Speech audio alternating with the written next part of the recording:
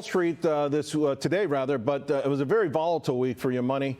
Of course, the volatility began after the Federal Reserve, the FOMC, they cut rates, which Wall Street wanted, but then they changed their mind about a whole lot of things, and Wall Street went haywire.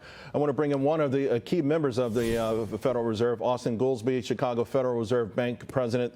I read a headline earlier today, Austan, that it says policy uncertainty had you shift your thoughts on rate cuts. Is that fiscal policy they're talking about? Well, A, it's great to see you again, Charles.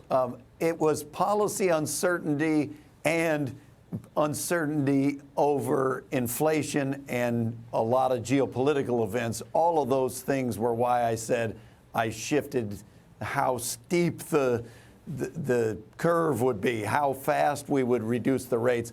But I've been wanting to emphasize, I don't think the destination has really changed. I think over the next 12 to 18 months, rates can stand to come down a fair amount. You actually used the term judicious amount. Although the Fed went from 4 rate cuts in their prior projections to just 2 rate cuts, is 2 rate cuts judicial, or are you out of step with your colleagues here? No, look, judicious, it means it's going to be determined by conditions. There's a lot of question marks. You know that. We see around, we're reminded by these geopolitical events like what's happened in Germany.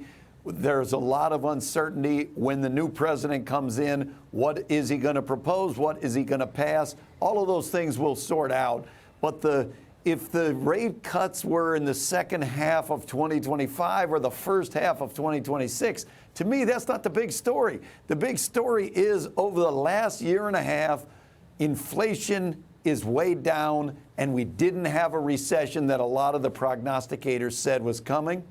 And I think that if we can capitalize on we've now had an uptick in business confidence since the election, and if we can maintain a growth rate with inflation still coming down, then that's how you get on the path for rates to go faster. So let me pick up on that. We haven't had an official recession, but here's my concern about where the Federal Reserve is in policy.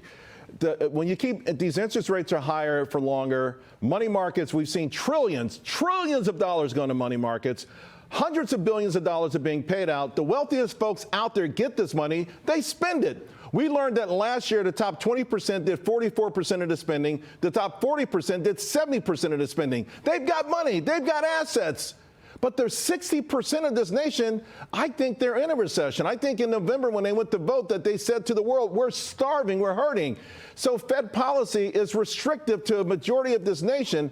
How do you square that circle? Because I understand the intent, but if the real problem feels like unless really rich people start to suffer, everyone else's credit card rates are going to keep going up from 15% to 22% to 23%.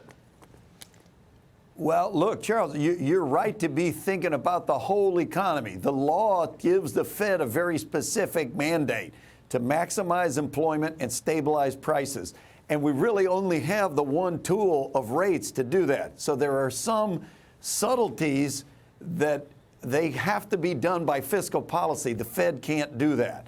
On rates, I think that if we keep performing decently well in terms of growth, as the new administration comes in and inflation keeps coming down, the rates can come down. I mean, it sounds like your view is if rates are too high for too long, that's going to hurt a lot of people. And I do think that that's right. You know, if we're too restrictive too long, it is going to hurt people. And so I think the key of getting us back down to 2% inflation, as was the goal, is the thing that's going to allow us to cut rates. I don't have a lot of time, just about less than a minute, but the confidence that Jay Powell exuded about the labor market does not fit what I'm seeing from how hard it is to find a job. That's plunging, from job postings on Indeed, from the rate of the JOLTS reports, those kind of things. Are you as confident as Jay Powell is about our labor market? I don't know. The rules forbid me from talking about what anybody else thinks on there. I can just talk about me.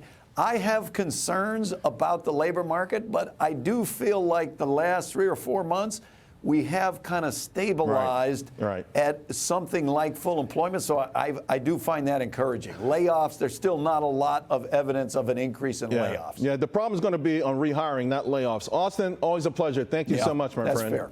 Click here to subscribe to the Fox News YouTube page to catch our hottest interviews and most compelling analysis. You won't get it anywhere else.